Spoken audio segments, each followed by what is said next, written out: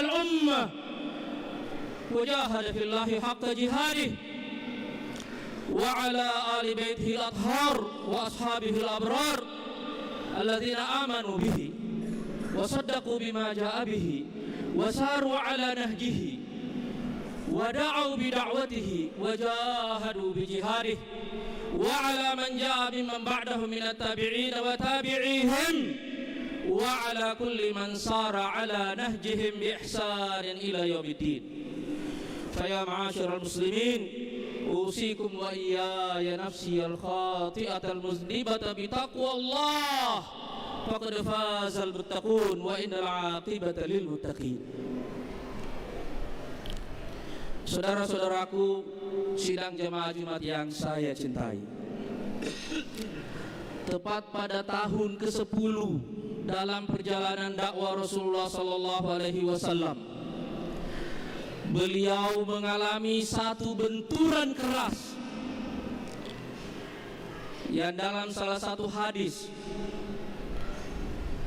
Aisyah bertanya kepada beliau, apakah ada benturan yang lebih keras yang beliau alami dalam hidupnya seperti yang beliau alami ketika dakwahnya, ketika beliau mengalami kekalahan pada perang Uhud?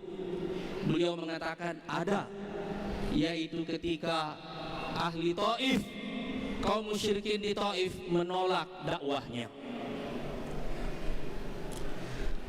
Peristiwa penolakan kaum musyrikin Taif terhadap dakwah beliau itu merupakan puncak dari semua penolakan kaum musyrikin terhadap dakwah beliau. Pada tahun ke-7 beliau bersama para sahabatnya diisolasi selama 3 tahun. Baru saja beliau keluar dari isolasi itu pada tahun ke-10, istri beliau Khadijah wafat, paman beliau Abu Talib wafat, dan para sejarawan menyebut tahun itu sebagai tahun kesedihan. Tapi yang lebih menyakitkan beliau lagi adalah bahwa ketika beliau datang ke Taif untuk mencari jalan keluar, ternyata orang-orang Taif bukan hanya menolaknya, bahkan melempari beliau dengan batu sampai kaki beliau berlumuran darah. Dalam benturan yang sangat keras itulah tumpukan musibah melahirkan tumpukan kesedihan, dan Rasulullah sallallahu alaihi wasallam sampai pada puncak kelemahannya sebagai manusia. Disitulah beliau berdoa, Allahumma ilaika ashku dha'fa quwwati. Ya Allah, kepadamulah aku mengadukan lemahnya kekuatanku.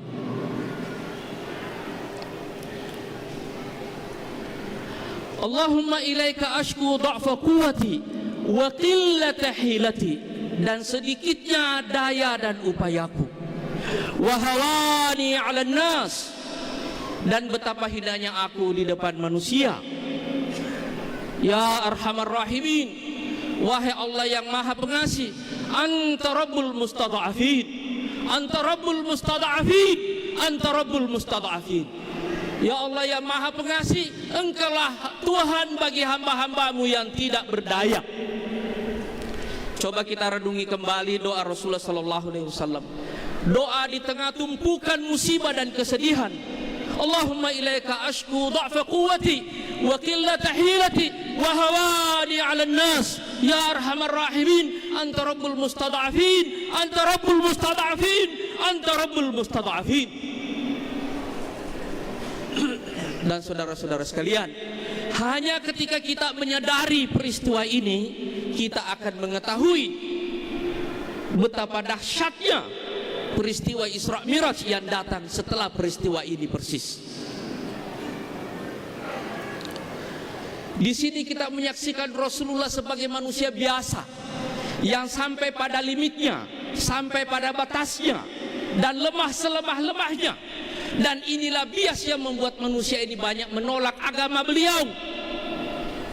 Mereka tidak bisa menerima bahwa ada orang yang diangkat jadi nabi, tapi sebenarnya dia cuma manusia biasa. Allah mengatakan dalam surat Al-Isra, "Wa ma mana'an nasa ayyu'minu iz ja'ahumul huda illa an qalu aba'asallahu basyarar rasula." Apa yang membuat manusia, mencegah manusia itu untuk beriman tatkala petunjuk datang kepada mereka, kecuali bahwa mereka berkata, apa mungkin Allah mengutus manusia menjadi rasul? Dalam peristiwa ini Rasulullah memperlihatkan sisi kemanusiaannya. Beliau lemah, beliau merasa tidak berdaya. Tapi disinilah dalam peristiwa Isra Miraj itu Allah memberikan mukjizat kepada beliau, mukjizat yang tidak diberikan kepada nabi yang datang sebelumnya dan nabi-nabi yang datang sebelumnya, dan tidak akan pernah lagi diberikan kepada siapapun yang datang sesudahnya, karena beliau memang adalah penutup mata rantai kenabian. Jadi peristiwa Isra Miraj itu menyampaikan 3 pesan. Yang pertama adalah menguatkan beliau.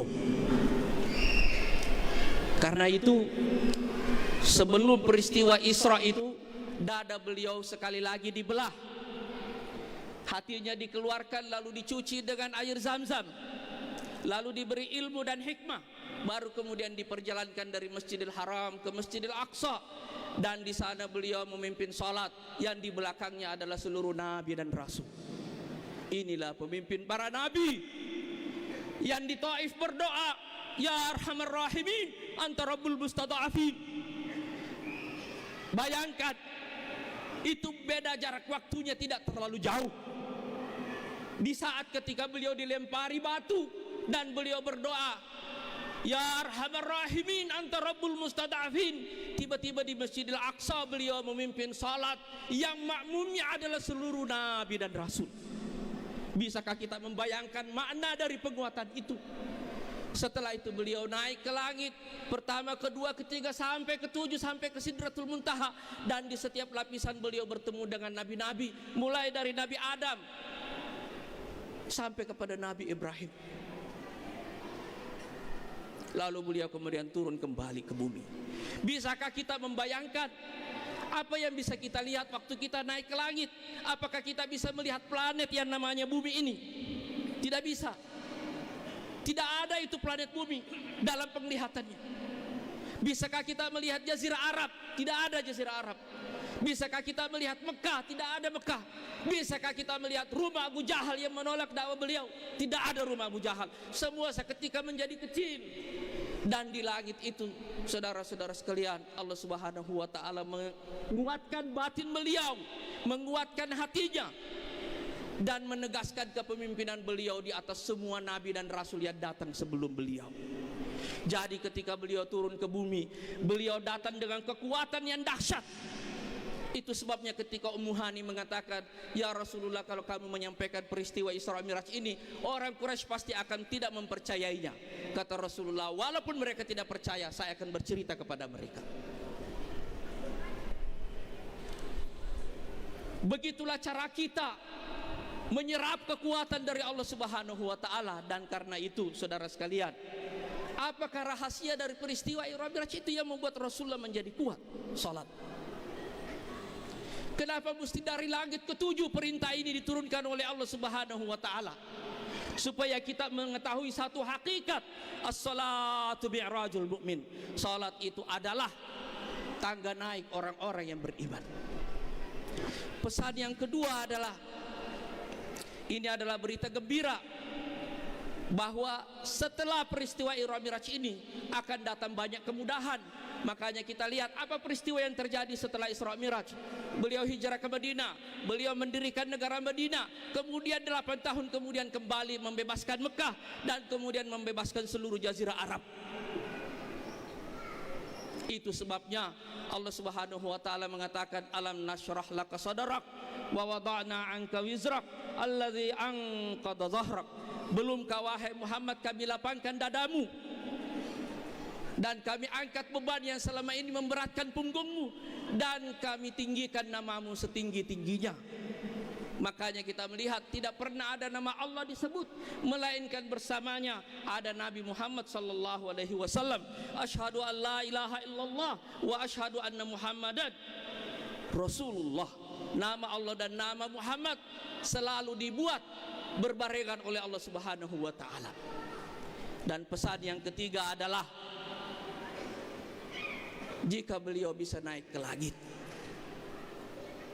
bermunajat dengan Allah Subhanahu wa taala, itu maknanya bahwa agama ini adalah agama langit dan tidak ada satupun kekuatan di bumi ini yang bisa menghalangi pertumbuhannya. Maka kita melihat beliau meninggalkan umat kira-kira sekitar 100 sampai 125 ribu waktu beliau wafat. Paling tidak itu angka yang dicatat oleh para ahli sejarah dalam peristiwa Hajjatul Wada. Tapi sekarang pengikut beliau ada hampir 2 miliar umat manusia. Nabinya sudah mati, tapi agamanya terus berkembang dan pengikutnya terus bertambah. Dan saya kira Al-Markaz Al-Islami di Makassar ini menjadi salah satu saksi bahwa agama ini adalah agama langit yang pengikutnya terus menerus akan berkembang, terus bertambah sampai Allah Subhanahu wa taala kelak mendatangkan hari kiamat. Ini agama yang terlalu kuat untuk dimusuhi oleh umat manusia. Ini agama langit dan penduduk bumi tidak bisa menghalangi pertumbuhannya. Huwallazi arsala rasulahu bil huda wa dinil haqq liyudhhirahu 'ala ad-dini kullih walau karihal musyrikun walau karihal kafirun.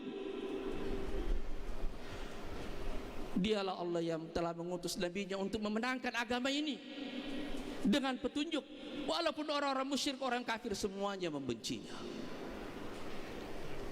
Dalam konteks itu semuanya, 3 pesan ini, mukjizat Isra Mi'raj ini menyampaikan 3 pesan ini karena dia lahir di puncak benturan keras yang dialami oleh Rasulullah sallallahu alaihi wasallam. Ini mukjizat yang paling dahsyat untuk satu benturan patahan sejarah dalam kehidupan beliau yang paling keras. Barakallahu li wa lakum fil Qur'anil azim wa nafa'ani wa iyyakum bima fihi minal ayati wa dzikril hakim. Aqulu qouli hadza wa astaghfirullah li wa lakum fastaghfiruhu innahu huwal ghafurur rahim.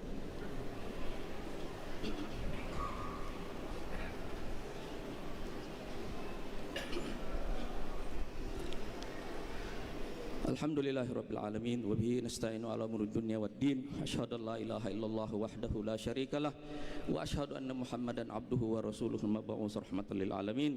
Allahumma shalli wa sallim ala hadzal nabiyil karim alladzi adda al amanah wa ballagha ar risala wa nasaha al ummah wa jahada fillahi haqqa jihadih wa ala ali baitihi al athhar wa ashabihi al abrar alladzina amanu bihi wa saddaqu bima jaa bihi wa jahadu bi jihadihi wa ala man jaa mimman ba'dahum minat tabi'in wa tabi'ihim wa ala man sara ala nahjihim bi ihsanin ila yaumiddin. Fa ya ma'asyiral muslimin ittaqullaha haqqa tuqatih wa la tamutunna illa wa antum muslimun. Allahumma ighfir lil muslimina wal muslimat. Allahumma ighfir lil muslimina wal muslimat. Allahumma ighfir lil muslimina wal muslimat wal mu'minina wal mu'minat al ahya'i minhum wal amwat innaka sami'un qaribun mujibud da'wat wa qadiyal hajat. Allahumma inna ala dzikrika wa syukrika wa husni ibadatik. Allahumma inna ala dzikrika wa syukrika wa husni ibadatik. Allahumma anzil alaina rahmatan min indik tahdi biha qulubana wa tajma'u biha umurana wa tulimmu biha sya'sana wa ta'simuna biha min kulli su'. Rabbana adkhilna mudkhala sidqin wa akhrijna mukhraja sidqin waj'alna min ladunka sultanan nasira. Rabbana atina min ladunka rahmah wa hayyi' lana min amrina rasyada. Rabbana atina fid dunya hasanah wa fil akhirati hasanah wa qina adzabannar. Wa sallallahu ala sayyidina Muhammadin wa ala alihi wa sahbihi wa sallam wa akhiru da'wana alhamdulillahi rabbil alamin wa aqimis salat.